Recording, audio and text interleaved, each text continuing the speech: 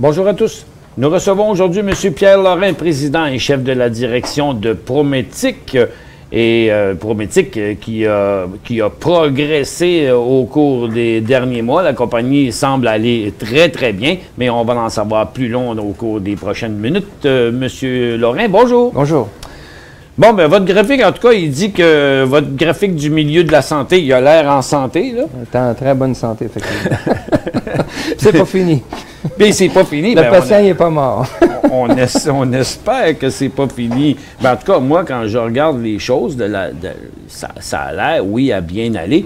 Est-ce que vous pouvez peut-être nous faire le point rapidement? Je veux parler de ce qui s'en vient, là, mais peut-être pour mettre les gens au courant. On a déjà eu une couple d'entrevues avec M. Lorrain ici. Vous allez les trouver dans les autres entrevues. Donc, on ne fera pas la description globale de ce que fait la compagnie, mais on va parler de ce qui s'est passé récemment et de ce qui s'en vient.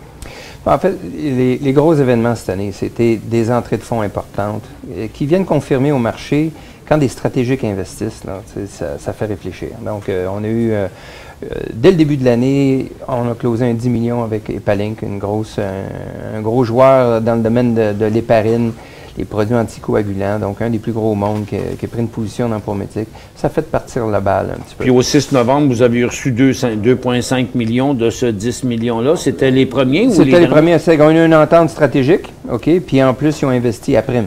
OK, donc il y a une entente de commerciale où ils acceptaient une licence de notre technologie pour leurs produits, puis en plus, ils investissaient à prime. Ensuite, tout le long de l'année, on a bien performé, on a avancé sur nos milestones importants.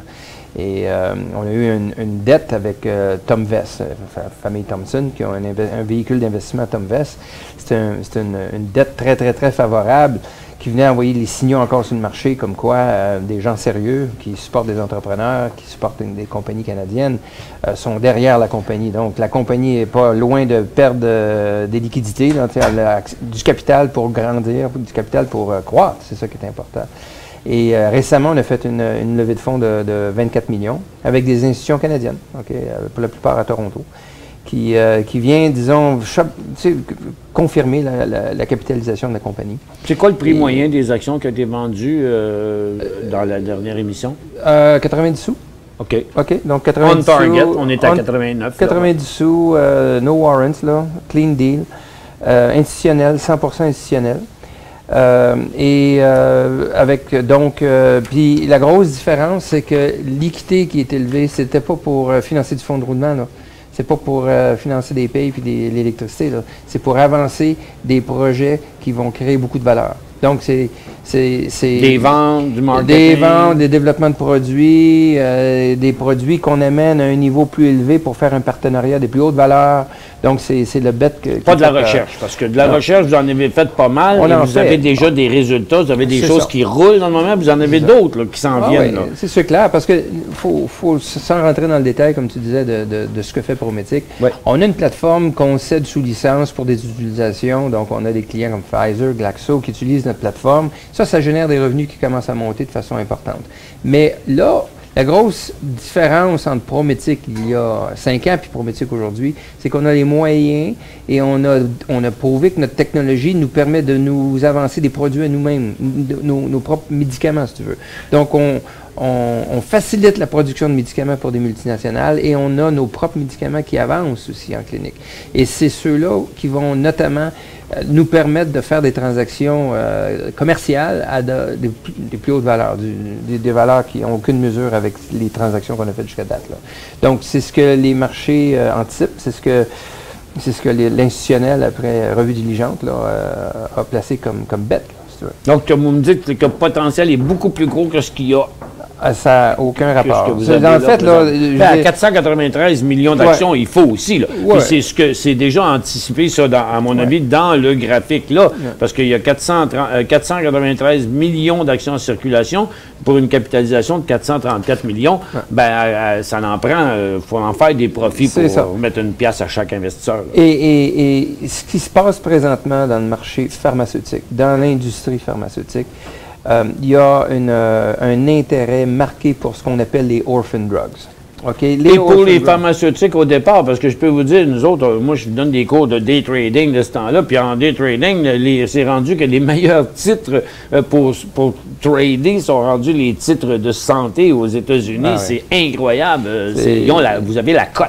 On a la cote. Je pense qu'il y a beaucoup d'argent qui est recyclé dans ce créneau-là présentement. Le marché américain, habituellement, précède le canadien, donc c'est intéressant. On est à la remorque du marché canadien, du marché américain en général. Mais il s'est passé des choses où là, les gens commencent à réaliser qu'une fois que Prométhique est capitalisé, qu'elle a tous les outils pour faire encore mieux que beaucoup de comparables aux États-Unis qui sont évalués à des 3-4 milliards là, de market cap. Alors là, les analystes canadiens, on a des rapports d'analystes qui sortent et disent, ben là, écoutez, il y en a qui se posent la question, est-ce que ça atteint un niveau maximum, Prométhique, avant que ça reparte? Puis là, ils disent, mais non, mais ça se compare à un 5 milliards aux États-Unis, attends un peu, là, il y a de quoi qui va se passer. OK, alors nous, notre travail, naturellement, c'est de faire... pas faire mentir les graphiques, là, mais c'est de leur faire. Moi, je crois aux graphiques, je suis forcé de croire, je ne suis pas aux graphiques. Le marché nous dit que votre compagnie vaut 400 millions. Ouais, mais il y a le fondamental derrière. Hein. Puis dans le fondamental dans ça, c'est qu'on a la capacité d'avancer des médicaments que les multinationales ne peuvent pas développer. OK? Ils ne sont pas équipés pour ça. C'est comme demander à Chrysler de faire une mini-série de 200 voitures là, hybrides avec de l'uranium. Ils ne sont pas capables de faire ça. Ils vont l'acheter un jour, cette compagnie-là, là, quand ça va bien, puis qu'ils ont fait 200 modèles, puis chaque modèle, c'est 500 000 $ le char. Donc, nous, dans le Orphan Drug, on a la plateforme tout indiquée qu'on avait développée à l'époque avec la Croix-Rouge américaine. Et on a donc une plateforme qui va nous permettre d'adresser des médicaments, des conditions que beaucoup de gens souffrent, mais qui sont sous le radar, si tu veux. Sous le radar des multinationales. Des maladies orphelines. Des maladies orphelines. Mais quand on dit maladie orpheline, ça ne veut pas dire moins d'argent dans ça, parce qu'il y a moins de monde qui sont atteints de ça. Je suis tellement content que tu poses la question. Il y a un consensus qui se développe au niveau des analystes que le net present value de ces produits-là, de ces petites indications-là, est aussi grande que les blockbusters. Pourquoi? Parce que ils vont peut-être valoir moins. Tu ne prendras peut-être pas 10 milliards de ce produit-là un jour, OK? Mais ça ne te prendra pas 18 ans avant d'être approuvé par la FDA. Ils ne te demanderont pas 50 000 patients d'études cliniques. Tu vas arriver plus vite sur le marché. Alors, on sait très bien qu'une évaluation, un net present value, discounte ton temps, discounte ce que tu vas dépenser pour arriver au marché. Et ça va se vendre plus cher. Ben oui, c'est sûr. Parce que, la demande. Mais l'offre et la demande, mais pas juste ça. Ces produits-là, c'est destiné pour des gens qui coûtent très cher au système. OK, ce sont des gens problématiques. Ce sont des gens où il n'y a pas de solution, sont en chirurgie, il faut qu'ils retournent les hôpitaux. Ça coûte cher au système. Alors, quand tu arrives avec une pilule qui peut permettre à ces gens-là de rester chez eux, d'avoir une qualité de vie supérieure, puis ça coûte beaucoup moins cher au système, tout le monde gagne, là. OK? Donc, autrement dit, arrivons donc avec des solutions pharmaceutiques pour des situations qui, à l'époque, donc les Pfizer de ce monde négligeaient. Là, les autres regardaient là, pas payant. Le marché diabétique, 50 millions de patients, ça, c'est pas... Oui, c'est ça. Ça marche en nombre de pilules. Je t'aurais dit, il y a 10 ans, hey, on veut développer quelque chose, il y a 2000 patients aux États-Unis, tu serais parti à rire. Mais voyons donc, 2000 patients. Mais aujourd'hui, tu as une compagnie comme Viropharm. Si tu regardes ça, Viropharm, ça a été acheté pour 4,2 milliards de dollars. OK? Ils ont un médicament pour traiter le HAE, ça s'appelle le Hereditary Angioedema. Un produit, OK? Et ça a été acheté par Shire pour 4,2 milliards. Alors, tu vois un petit peu, là, tout à coup. Oui, on voit dans le graphique qu'elle a été achetée. Là, elle a été achetée dans les alentours de 50 $. Okay. Donc, alors, Prométhique, avec l'usine qu'on est en train de mettre en place à Laval, on va annoncer... À partir de 4 piastres à 50 piastres en 5 ans. Imagine-toi. Alors, cette compagnie-là, notamment, puis on prend une comparaison... Là, ça ressemble à votre compagnie? Ça ressemble, mais eux ne fabriquaient pas leurs médicaments. Ils n'avaient pas de technologie particulière. Ils ont fait une tabarouette de belles opérations, là. Mais Prométhique, on a une usine à Laval qui va devenir opérante dans quelques semaines, on va l'annoncer, et on est capable d'en faire entre 7 à 10, comme ça. Tu vois l'idée, là? Ça avait été arrêté, ça, dans le temps de l'ouragan Katrina, pour certaines raisons, je pense. Après ça, ça, c'est notre alliance avec la Croix-Rouge américaine qui avait été signée en 2003. Ça a très bien allé. On était en full cruise, le Prométhique, à cette époque-là. Et là, Katrina, effectivement, avec le désastre qui est arrivé là, a forcé le Congrès à réorienter la mission de la Croix-Rouge américaine. Notre partenaire, donc, qui co-fundait nos activités, a été obligé de laisser tomber. Alors, naturellement, si on avait été une compagnie privée, ça aurait été le party, parce qu'on reprenait tout pour $1, merci.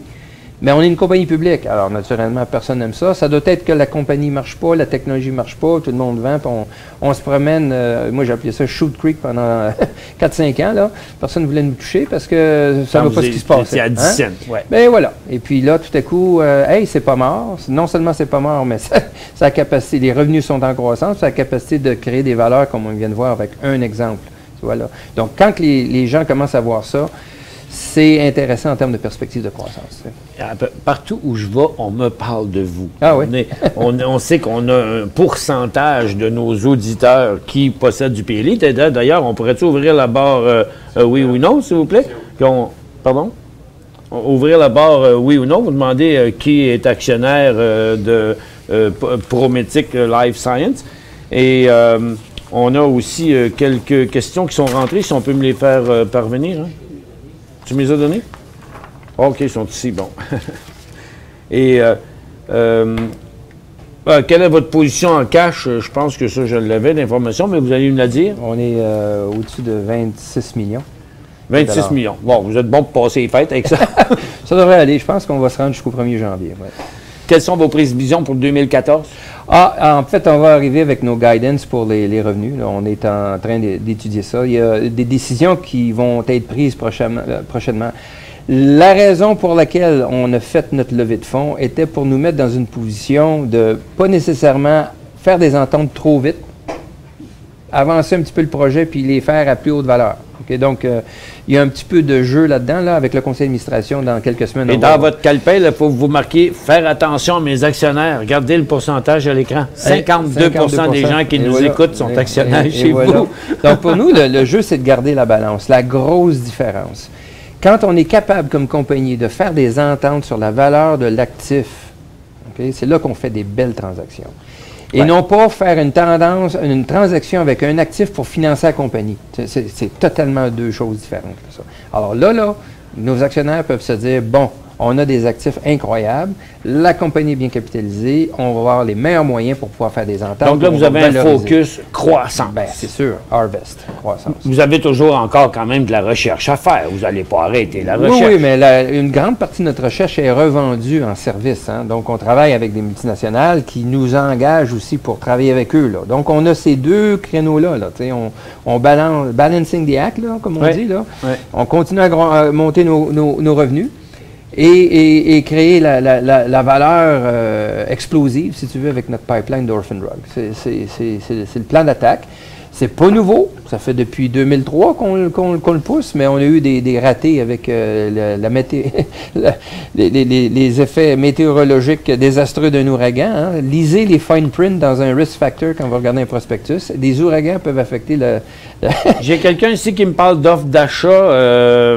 C'est une question. Je comprends pas ce qui est écrit dans le premier mot, mais peut-être que des gens s'inquiètent à savoir, êtes-vous protégé contre une offre d'achat hostile? Bon, on a des protections. On a surtout beaucoup de partenaires stratégiques.